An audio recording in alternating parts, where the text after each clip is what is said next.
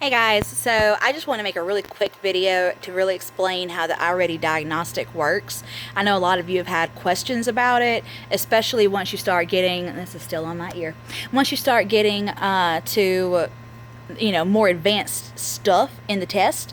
So basically what iReady does and what the diagnostic does is it gives your child a placement on a range of information. Like for reading, for example, it's going to give them a placement on phonics, on vocabulary, reading comprehension, all of those things, and then it gives them an overall score.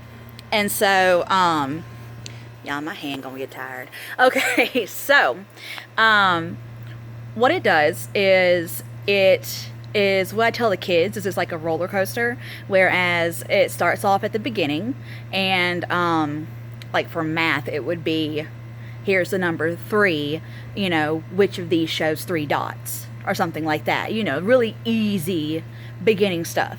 And then as the kids get the question right and the next question right and the next question right, the roller coaster starts going up, and so it gets a little bit harder. And if they keep getting question after question correct, then eventually they're going to hit the top of that roller coaster to where, I know some of you have seen multiplication problems on the math test, and some of you have seen where they have to read a whole paragraph by themselves, with no speaker, no help. And so that would be like the top of the roller coaster. And basically the test is designed to take them as far as they can until it finds the top of their roller coaster. And then if they get that wrong, and it's entirely okay that they get that question wrong, because they haven't learned it yet. Like first grade is not the time when you even learn multiplication. So there is no expectation that they should know that. So once they start getting some of the questions wrong, then the computer and the system will go, oh, okay, we need to back up a little bit. They don't know this yet. And so then you'll notice that the roller coaster will start going down, and they'll start seeing easier material again. And as they start getting them right, because it's getting easier and easier, then it'll go back up a little bit, but not as high as the last time. And it basically goes up and down until it, like we're going like this, and then woo, and then a straight line.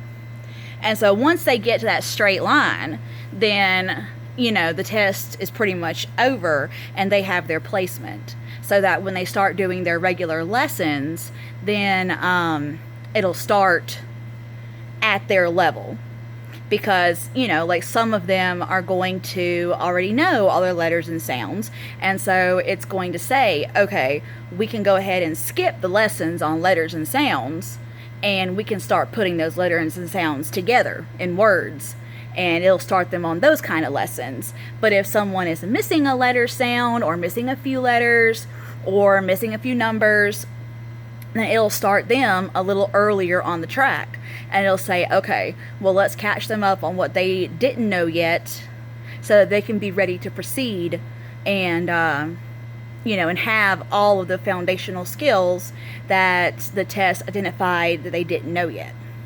So long story short, you're going to be seeing material on the test that they didn't study for, because the diagnostic, especially the very first one, isn't one that you study for. The diagnostic is used to place them on their lessons, and then as the year progresses and they learn more in the classroom and they learn more on their iReady lessons, then you're going to see that they get the same kind of questions that were the top of their roller coaster, but they're going to know more of it. And it's still going to go up there to places that they're not going to learn this year. They're still going to see, multiplication and whatever, but they're not supposed to know that, if that makes sense. What I was told was that this test is designed so that each student gets approximately 50% of the test wrong. Which, when I first heard that, it blew my mind. because, you know, that means it's a really hard test. But it's designed that they get about 50% of it wrong, so that it can place them exactly where they are. So that if you had that one random kid who, you know, for some reason his parents decided to drill him on multiplication facts, even though he's in like preschool, you know, then, you know, the computer would know to set his lessons pretty dang high. But, you know, for the most part, multiplication facts, super long stories with really hard words. You know, I saw kids yesterday on the test who were getting like 3 and 4 syllable words, and we're still on 1 syllable words.